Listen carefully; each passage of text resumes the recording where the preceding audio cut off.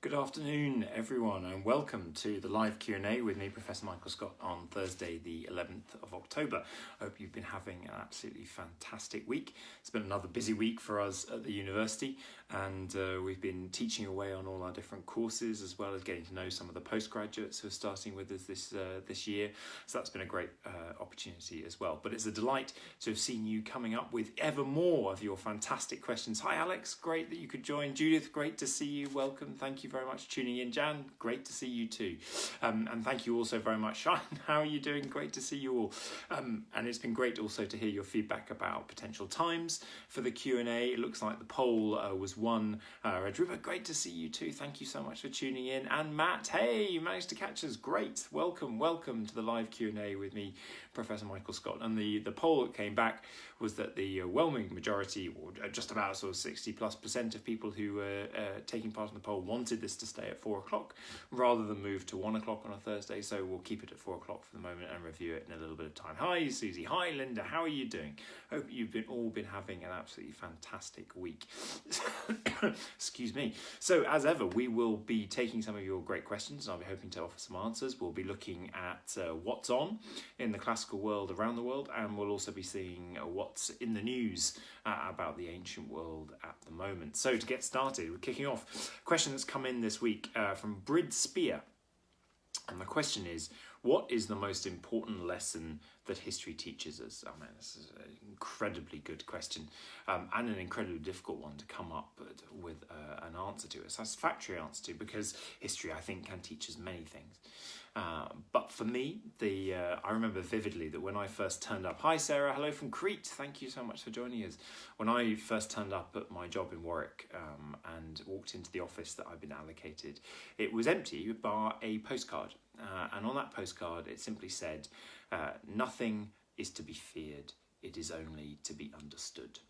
And if you like, that's become quite a motto for me with history, that so much when you look back at history, you are looking at communities who were fearing something for one reason or another. And most often when you look into that, it's part of that reason that they were fearing whatever it was that they were afraid of is that they didn't quite understand it. And I think history as well as a discipline can help us to understand other cultures and peoples around the world. I think it can make us more aware of our own place within society. So for me, the most important thing that history can give us, if that's a lesson that it also teaches us, is that nothing is to be feared, it's only to be understood. Hi Alexandra, how are you doing? Thank you so much for tuning in to the live Q&A. So that's a great question. I'd love to hear what you think is the most important lesson that history can teach us. What do you think from your readings and your studies? What is it that you love most about history and think that it offers you the most? Go to another question from Jill Barrows, and this is asking, what's the most surprising thing you have learnt from the places you have visited? So it's another kind of these big questions, thinking across all my experience. What's the most surprising thing that you've learned from all the places you've visited? Well, that's a really tough one. But I mean, I think the thing that constantly surprises me, and that's from working in particularly with ancient civilizations, and we've been going back further and further afield, like we're going back obviously to the ancient Egyptians, but you can go back earlier than that, as some of the discoveries in Egypt themselves just this past summer have been proving. Hi Debbie, how are you doing? Is the durability of human creation. Now obviously we're used to thinking about that in the modern world right now as quite a negative. We're thinking about the impact of our plastics on the oceans, microplastics entering some of the most remote landscapes in our planet. We're worried about our human impact on our world. A lot of people talk about the era that we're in now as the Anthropocene, because it's the first era in which humankind is actually having a dramatic impact on the nature of the world in which we live. So we tend to think about that durability in a fairly negative way. But for me, going back to some of these ancient sites and ancient cultures that existed thousands of years ago, that durability is one of the most extraordinary and wonderful facets of humankind, that we are able to link ourselves through the surviving remnants of those cultures to their worlds, their lives, their experiences, their hopes, their dreams, their ideals, their beliefs. So for me, that's one of the most extraordinary things, surprising things that keeps coming back. And also alongside that, the variability of human culture. I mean, you can go to one site, you go to another, they may be from the same community, they may be practically next door to one another, and yet they will be different. And it just keeps on reminding us about just how varied we are as individuals and as communities and as races and as nations. And I think that variability is something which is very much at the heart of the spark of humankind and needs to be remembered and given its due. So those are the most surprising things for me from the places that I've visited. Here we've got a question from Christopher Thomas Walker. Hi Sophie, how are you doing? Great that you could join us. Thanks so much for tuning in to this live Q&A with me, Professor Michael Scott. Hi Sam from Wakefield. Great that you could tune in. Thanks very much for joining us. And don't forget that if you want to know more about the work that I'm up to, both my academic projects, books, TV projects and public lectures, then you can find more out on my website, www.michaelscottweb.com. There's also my blog there, and you'll also be able to see some of the YouTube videos that are up detailing both these live Q&As of past weeks, but also different lectures I may have given and other appearances. So please do check that out, and also it would be great if you could leave some feedback as well. Feedback's incredibly important, helps us understand better what it is you'd like to see more of, and you can do that feedback through the Facebook page, facebook.com/Michael Scott Academic, or you can do it through my website as well. There's a feedback form, take 2 or 3 minutes to fill in, and it would be hugely appreciated if you could do so, because every bit of your feedback is really helpful. Anna, great to see you. Thank you so much for tuning in. So we'll take a question now from Christopher Thomas Walker. Hi Michael, I was wondering, in your opinion, which ancient Greek play, comedy or drama, best represents or portrays the ancient Greek world, be it in terms of mentality, reality of life? So, which ancient Greek play best represents the ancient Greek world? This is a great question, Christopher. Thank you so much for this. I mean, drama is one of those incredibly important areas of ancient Greek life, culture and being. Kind of so many different communities had, irrespective to a certain extent of their political orientation, whether they were democratic, oligarchy, etc., had space for theatre. Hi Jackie, how are you doing? I'm so glad that you're enjoying the Q&A. Thanks very much for letting us know. Drama was part of the ways in which the Greeks thought about themselves and thought about their world, and particularly in Athens, in democratic Athens, where many of the tragedies that we have surviving were written and performed. They are using the theatre and the stage as a sort of safe space in which to think through some of the most difficult problems and issues that they may have to deal with in reality. So it's a great training ground, if you like, for every one of those citizens. Don't forget that every kind of male citizen in Athens was supposed to be an active political citizen. It was a great training ground in the theatre for them to be able to think about some of the issues that they would then have to weigh up for real, with real life consequences in the political assembly. And Anna, you have beaten me to it with my suggestion of a play, Antigone. Yeah, Sophocles Antigone. Now there are so many great plays out there, but for me Sophocles Antigone really speaks to that idea of the theatre as being a training ground to really sort of crunch through the hard issues. Now, Sophocles Antigone is a play in which Antigone, a woman, kind of doesn't accept the rulings that are handed down to her by the male rulers of we're in Thebes, so we're definitely not in Athens, we are elsewhere, and she resists the ruling, particularly about the burial of her dead brother. And the crux of her argument is that the right to a proper burial is one which is, if you like, a universal human right, and should not be denied under any circumstances, even when that person has been fighting and dying, fighting against the city. Whereas the ruler of the city, Creon, Anthe, good afternoon, how are you doing? Sophie, thank you very much. Great, yes. Tragedy and particularly comedy was a great way to have a pop at the local politicians. It was very much in the style of Have I Got News for You, and such programmes, and Mock the Week and all those sorts of things. But drama was the training ground, if you like. And in Sophocles Antigone, you have Antigone, who is standing up for the universal human rights to burial for her brother, versus the ruler of the city, Creon, who is insisting that people should follow his command as ruler of the city. And you get this fantastic debate and battle between these two. It's not only a battle of the sexes, but it's a battle between an idea of universal human rights which go beyond what any individual political community can insist on, or whether one should always bow down to the rule of the ruler.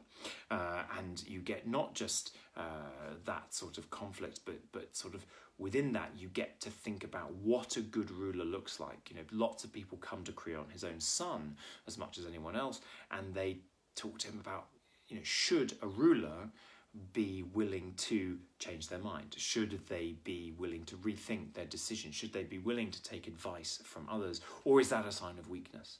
For Creon, it would be a sign of weakness to change his mind once he'd made up his proclamation. And for others, they would insist that actually a good ruler is the one that is listening to their people as much as ruling over their people. And so I think Sophocles Antigone, for me, kind of sums up some of the great issues that Greek communities had to wrestle with constantly. How best to rule oneself, how best to ensure that the will of the people in some way was done, how you balance good, strong leadership with being a leader who listens to those that he is supposedly leading. These are the crux of the issues, and I think that kind of play really does sum up, as Christopher was asking about, the mentalité, the issues, the ideas, the things that really kind of struck to the heart of what being in an ancient Greek community was all about. Scott, hello. Elsie, hello. Welcome to this live Q&A with me. Sabine, lovely to see you. Great.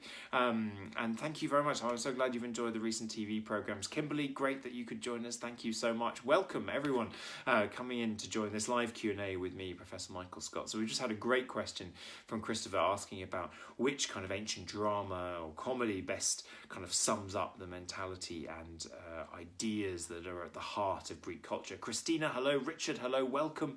Thank you so much for joining us this afternoon. And my vote was Antigone, but I'd love to hear what your favourite play might be, or the play that you think sums up ancient Greek culture the best. Have you got a favourite that you might want to share with us?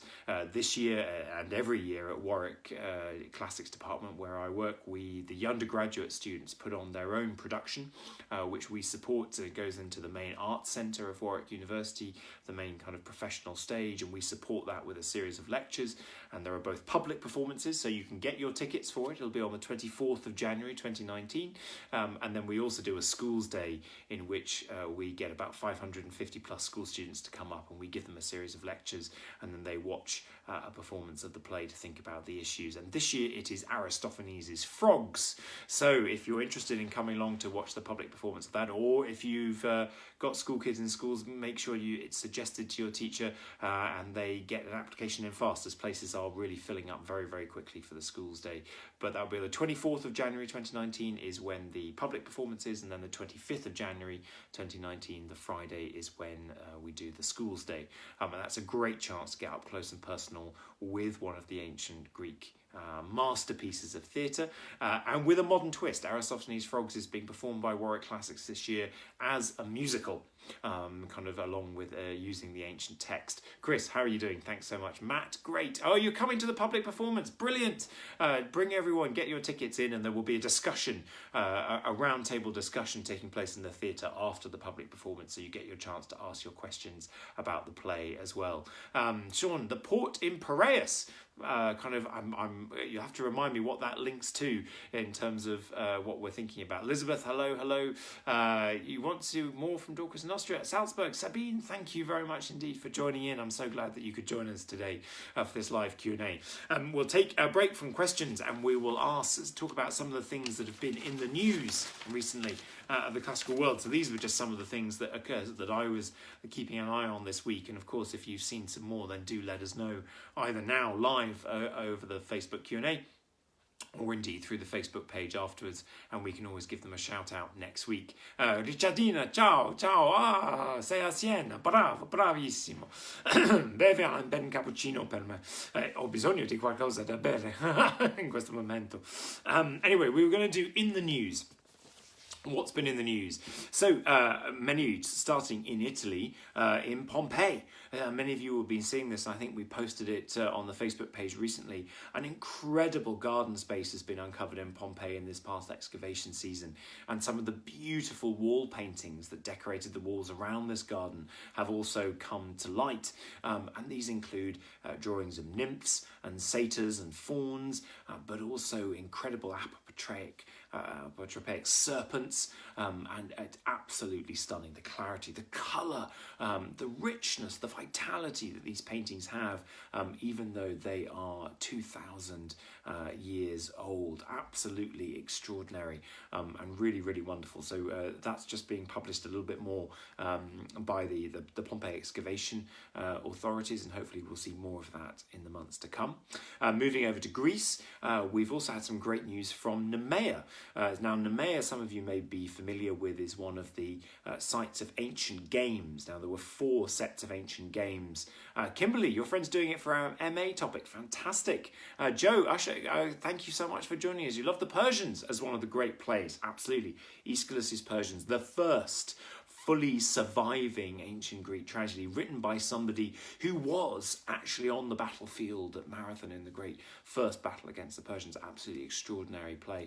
And again, a very unusual one in that it takes a historical topic, a historical event as its basis, a very recent history as well as a basis for its theme and its storyline, whereas most tragedies are focusing themselves in that safe place, if you like, of myth and of history that you can play around with and you can change, and is that one step removed again to allow people to chew through and think about the issues without worrying too much about it having real world implications. Kimberly, so great. Thank you, Sophie. Thank you very much indeed. I'm so glad you're enjoying this. And yes, so we were talking about Nemea. So Nemea was a site of ancient games, and these alongside Olympia, Delphi and Isthmia. So these were the 4 religious sanctuaries that held games that were all considered on par. So the ancient Olympics were on par with the games at Delphi, the Pythian games, the Nemean games and the Isthmian games. The Isthmian and Nemean games every 2 years, Olympia and Delphi every 4.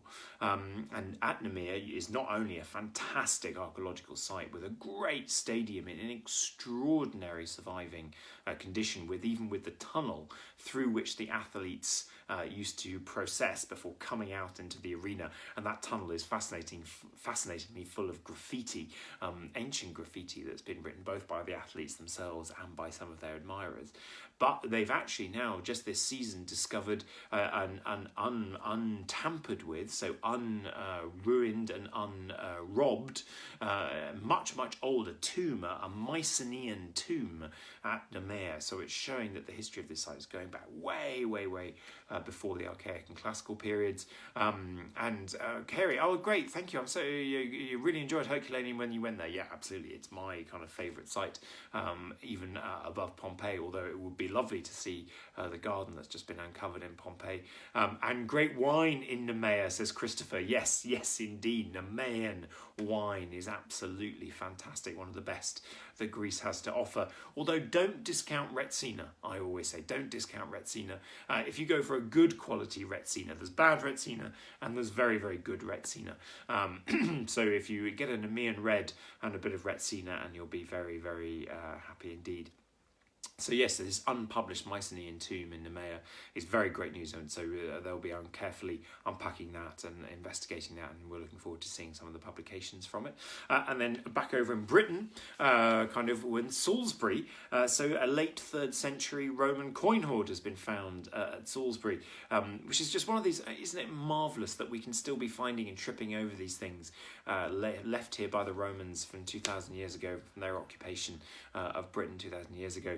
And I love when you come across coin hoards, because you always try and think about what were the reasons that these people were burying their coins in the ground for them to be found so many years. Were they panicked? Were they trying to save for a rainy day? Was it their kind of version of thinking about a pension? Were they having to leave, not able to carry everything with them, hoping to be able to come back and pick it up again one day? So it gives you a sense of kind of what were the surrounding ideas around that moment. Hi Frank, regards from Germany, from Cottbus, from its pyramids, excellent. You don't know anyone else that likes Retsina, Sophie. That is a tragedy. A tragedy, I say. Get a good quality Retsina and try that, and you will love it, I have no doubt. So yes, so in Salisbury, we've got the late 3rd century Roman hoard of coins as well. Of course, the 3rd century was a difficult century for the Roman Empire. It's often referred to as the century of the 3rd century crisis for the Roman Empire, where it's not only being attacked on numerous fronts, but it's having economical problems, it's having a whole series of social problems, and of course it's sort of there's real tension in the air, particularly in places like Britain on the frontiers. So yes, one kind of again thinks and wonders about what were they going through people's minds when these coins were buried in the ground. Christopher, Retsina is great. Come on, you're in there. You have £1 worth in pennies, Victoria. You should bury it in Scarborough and see what they think in 2,000 years' time. Yes, I mean, we do this today, don't we, with time capsules as a more intentional burial, as a sort of frozen in time moment of the era. But just think, though, that whatever you might bury in the ground now may well be dug up in 2,000 years' time. And I wonder what people will be thinking about us. If any of you have a chance, you should have a look for something online. You can probably get it online, see it online. It may still be available in paper copy, but it's called Motel of the Mysteries.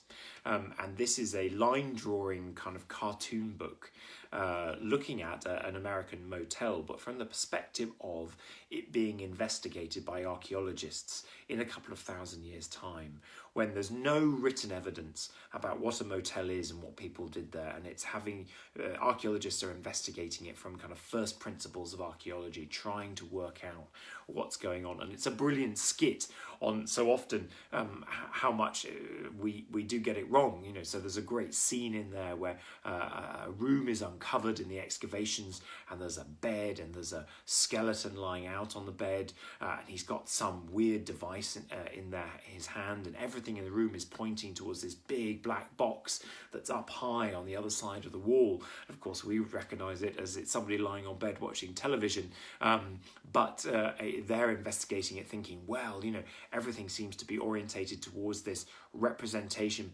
perhaps of a divine being. The television is a divine being. The remote control in his hand is some kind of magic wand receiver, perhaps a symbol of priesthood. Perhaps this person is some kind of sacrifice being laid out on the bed. It's absolutely fantastic. And there's all sorts of in-jokes as well. So somebody grabs a toilet seat and puts it over their head, around their neck, thinking it's a piece of jewellery, as a mimic of the moment of when Schliemann was investigating Troy and found the supposed jewellery of Helen from Troy, and got his wife of the time to wear it. One of those famous old photos you can see of his wife wearing the jewellery he excavated from Troy. So you should absolutely definitely have a look at that, the Motel of the Mysteries book. It's a brilliant kind of skit on archaeology. And it reminds me also of a question. We can come back very briefly to a question we had, which was coming from, if I can find it again, here in the list of great questions you've been sending in. It's from Jackie Mosdal, which is, with the constant development and advances in technology, what is able to be achieved, kind of the things like we were doing 3D laser scanning, do you think in the future that there will still be a need to dig sites? Now, this is a really interesting question. And yes, you're absolutely right, Jackie, that in the past 5-10 years, a little bit longer, in fact, over 2015, there's been a move towards using technology as much as possible, and particularly things like geophysical survey. So you will see a lot of people using this kind of big, it looks like sort of one of those leaf blowers, but they'll be holding it down towards the ground and walking backwards and forwards in a grid pattern across the site. And it's shooting out particular kinds of rays into the ground, which are then bouncing back to the receiver that's in the tube. And if through that, attached to a computer, you can then get a sort of a vague map outline of particular things that are under the ground. So it's showing you where walls might be, where disturbances in the earth are, where particular foundations might be. And that kind of geophysical survey is being used hugely because you can cover much, much bigger areas more quickly than you can with digging a site with open excavation. Despite the technology being quite expensive to get hold of, it's certainly cheaper than full-scale excavation. And so you can then also concentrate your resources. If you get a geophysical survey of an area, you can work out where the most promising bits might be to actually dig, where there's a conglomeration of walls or something like that, and then you can target your resources to excavate. And although there are lots of those kinds of technologies that are being used more and more, at the end of the day, I think there will always be a role for getting in there and actually opening up the ground and excavating to really get your hands on the material. Because it's only then you can do the very, very fine-grained research. It might be looking at the images that are on the pots that are buried on the ground. It might be the examination of surviving materials. It might be the technical examination of surviving remnants of liquids and of foods, or of skeletons. So all of these things still, we need to actually have the material in our hand to be able to then bring ever more series of technologies to bear. So I think there will always be a role for excavation, even though I'm sure we can better target it using the technology as we go. So we've got time to do a little bit of what's on. You will have seen a tweet that I put out this week, and I think it's also on the Facebook page, but Hidden History, who are a great company doing lots of great stuff in terms of public engagement with history. They are looking to recruit a paid research assistant. So if you're interested in history and you would like that kind of experience, then have a look at the post that we'll put up on the Facebook page if it's not up there already, or Google Hidden History and you'll see how to apply. Joe, you're talking about the satisfaction of holding something in your hands that's been sitting there patiently waiting in the ground to be discovered, perhaps for thousands of years. Absolutely. I mean, that's one of the magic things about archaeology and about the study of the past, that idea of actually holding the past again in your hand. It never gets old. And also this week was another great moment if you're into your video games and the classical world, because of course Assassin's Creed Odyssey was released this week, and I've been seeing a few people commenting on playing it already and how much they're absolutely loving it. I mean, hats off to Assassin's Creed for doing such an amazing job of research in kind of moulding a real ancient world in incredible detail with the world of video game. And of course there's a few compromises and twists and turns and bending of the realities that happen along the way, but some of the stuff, particularly when they go around ancient Athens in Assassin's Creed Odyssey, is absolutely extraordinary. So if you are into that, let me know your thoughts about how much you've been enjoying it and what you particularly enjoy about it. It'd be great to get some more feedback on that. And then also just a final kind of what's on, another plug, we should be talking about Warwick, because we're doing some open days at the moment for prospective undergraduate students who are thinking about studying classics at university. We had one on the October the 6th, and I hope if you were able to come along, I hope you enjoyed the day. But we're doing another one on October the 20th, Saturday, October the 20th, so in 2 weeks' time, and it would be wonderful if you could come along and join us and find out more about the department. Come and meet us. I'll be there giving a talk, and come and meet us and hear more about studying classics with us, which I very much hope you will want to do in the future. I think we've got time for one more question, and let's see, where are we with that question? Where are we? in Italy's, yes, from Leonard John, in Italy's Invisible Cities, Naples. So this was a series we did back in that went live in early 2017. Ancient Naples. Was it chilling to read the words "We live"? Now this is referring to when we were underground in some of the underground spaces that had been excavated. Well, it was a network of underground spaces under Naples, dating back to the era of the Romans, but then also going through to more modern eras that have been excavated by, including the ruling monarchies of Naples, that were excavating and procuring for themselves things like escape tunnels in case the population turned against them, which of course it then went on to do in many cases. And this network of tunnels during the Second World War were then turned into bomb shelters for the population of Naples to go and hide in. And what Leonard's referring to is that one of the areas where people were hiding from the bombs, where there are still remnants of the beds, the metal beds that were laid out for them to be able to rest the night when the bombs were raining down, they had scratched on the walls graffiti, "We live, we're still alive. We're surviving."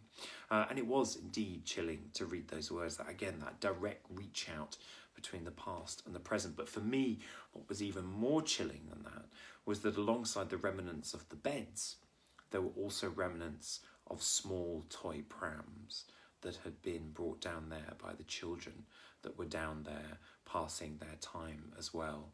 And you just immediately think, as a father of a young child, you immediately think of how utterly petrifying it must have been to have to descend down into the darkness and spend the night wrapped up with so many unknown people all around you, with your parents trying to give you some sense of normality as you lived underground, waiting to emerge the next day to find what perhaps survived, if anything, of your home. So yes, it was an incredibly moving moment to see that, and it was also fascinating to see how a place that had been created and started in the ancient past had been used and reused to different generations for different purposes, and had been constructed at one point by a monarch, by a king trying to save himself, save his own hide, actually had ended up saving so many people during the Second World War and giving them a place of safety to resort to. Yes, incredibly moving space. That's all we've got time for. We've already hit 4:30 already. My God, how quickly time goes. Well, thank you so much for joining this live Q&A with me, Professor Michael Scott. We will be back next Thursday, the 18th of October at 4 p.m, because the poll said that 4 p.m. is your preferred time. So we will be here at 4 p.m, Thursday, the 18th of October. Please send your questions in advance via the Facebook page. We'll get to some more of them. And if we didn't get your question this week, don't worry, it goes on the list. And we'll be picking some of them up in future weeks as well. Thank you so much for taking the time to join in this live Q&A. And in the meantime, have a fantastic end to the weekend, and beginning of next week. And I look forward to seeing you again soon. Thank you so much for joining, and take care.